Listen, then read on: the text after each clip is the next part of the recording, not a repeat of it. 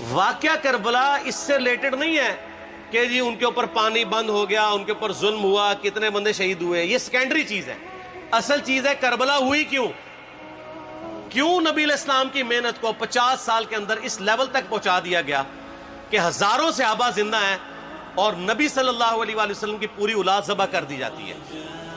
ہم تو یہ کہہ نہیں رہے کہ کیسے ذبح کیا انہوں نے، آری چلائی تھی یا تلوار چلائی تھی، یہ تو واقعہ کربلا تو سب کو پتہ ہے، ان کی شہادت بھی سب کو پتہ ہے. جامعہ ترمذی میں حدیث ہے حسن و حسین جنتی نوجوانوں کے سردار ہیں اور ان کی والدہ جو ہے وہ جنتی عورتوں کی سردار ہیں. اور المستدل حاکم میں حدیث ہے حسن و حسین جنتی نوجوانوں کے سردار ہیں اور ان کے والد ان سے بھی بہتر ہیں. تو یہ تو ڈیفینٹ حدیثیں ہیں، یہ تاریخ تو نہیں ہے، نبی علیہ السلام کے فرامین ہیں. تو ان کی موجودگی میں ان کے ساتھ یہ کچھ کیا جائے تو ہم نٹی گریٹیز میں نہیں پڑھتے، ہم اس تھیم کے اوپر کہ یہ کون سی چیز تھی جس نے خلافت راشدہ کو ملوکیت میں بدل دیا، ہم اس تھیم کے اوپر بات کرتے ہیں. ہم کہتے ہیں چھوڑ دیں، بندے ہندے چھوڑیں. الٹیمیٹلی کیا نکلا ہے، کس کی وجہ سے ہوا ہے، وہ تو حدیث کی کتابوں میں موجود ہے.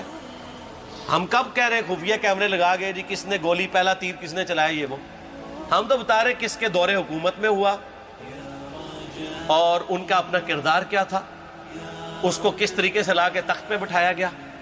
وہ ساری کی ساری چیزیں تو سامنے ہیں، وہ تاریخ کی کتابیں نہیں ہیں، حدیث کی کتابیں ہیں. اگر آپ کہتے ہیں کہ بخاری مسلم سے ہم نے صرف رفع الیدین کی حدیثیں لینی ہیں یا ایمانیات کی حدیثیں لینی ہیں اور باقی جو بخاری اور مسلم میں آل امیہ کی بدماشیوں کو ننگا کیا گیا ہے وہ ہم نے نہیں لینی ہے، تو سر پھر آپ اپنے آپ کو کلیئر کٹ، پھر ہم آپ سے واقعہ کربلا نہیں ڈسکس کریں گے، حجیت حدیث پہ بات کریں گے. آپ کو اپنے آپ کو منکرین حدیث کہنا پڑے گا. یہ آپ اسکروٹنگ کیسے کریں گے؟ اس سے بڑی بات مجھے یہ بتائیں کہ عظمت صحابہ بڑی چیز ہے یا عظمت محمد رسول اللہ صلی اللہ علیہ وآلہ وسلم؟ تو بریلوی یہی تو رونا رو رہے ہیں، وہ کہہ رہے ہیں کہ قرآن میں تھوڑی آیات ہیں. آپ پھر مڑ مڑ کے پڑھتے ہیں قل انما انا بشر مثلکم، اس میں تو نبی علیہ السلام کی تنقیص ہو رہی ہے. تو ہم ان کو کیا کہتے ہیں کہ تنقیص مقصد نہیں، نعوذ باللہ، نہ ہو رہی ہے. آپ افضل البشر ہیں لیکن آپ کی سپیشیز بشر ہے، یہ ہم اپنا عقیدہ سمجھتے ہیں، وہ اس کو تنقیص شمار کرتے ہیں. تو پھر اس وقت آپ بھی بریلویوں کی بات مان کے تو یہ آیات پڑھنا چھوڑ دیا کریں. آپ کہتے ہیں نہیں آیات ہے کیوں نہ بیان کریں، تو ہم بھی کہتے ہیں احادیث ہے کیوں نہ بیان کریں. کہ صحیح بخاری میں حدیث ہے 2812 عمار کو ایک باغی جماعت قتل کرے گی، وہ جماعت دوزخ کی طرف بلا رہی ہوگی اور عمار ان کو اللہ اور جنت کی طرف بلا رہا ہوگا.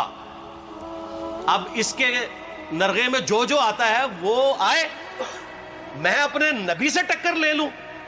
آپ لوگوں کے منہ کا خیال رکھتے ہوئے کہ میں نبی علیہ السلام کو کہوں کہ آپ نے کیوں ایسی بات کر دی کہ مولا علی کے مخالفین کو آپ نے دوزخ کی طرف بلانے والی جماعت کہہ دیا. تو لیں آپ ٹکر، جائیں سیدھا دوزخ میں. اور تھوڑی جرت کریں، آپ یہ کہا کریں کہ اے اللہ، اپنے لیے کہا کریں کہ اللہ تعالیٰ آپ کا حشر یزید اور یزید کے آباء و اجداد کے ساتھ کرے اور اس کی اولاد کے ساتھ.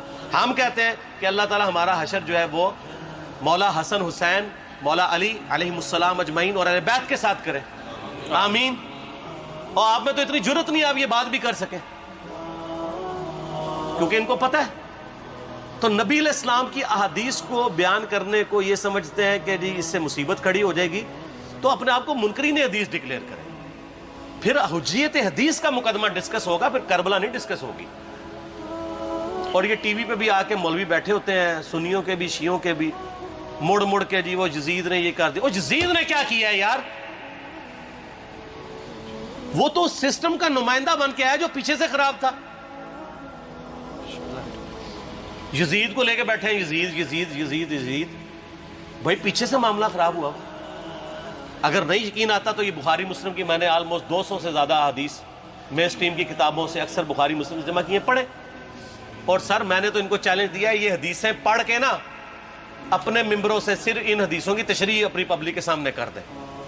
نہیں کر سکتے تو وہ لعنت کے مستحق تو ہو رہے ہیں حق چھپا کے، اور قیامت دن کے منہ پہ لگام ڈالیے. اور پھر مڑ مڑ کے کہتے ہیں نہیں جی وہ کچھ چیزیں خاص ہوتی ہیں وہ عوام الناس کے سامنے نہیں کرنی چاہیے.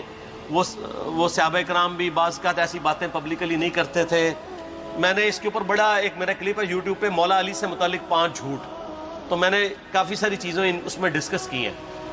لیکن میں یہ کہتا ہوں کہ اللہ کے بندو، جو چیزیں نبی علیہ السلام نے منع کی ہیں بیان کرنے سے وہ تو ہم ڈسکس کر بھی نہیں رہے.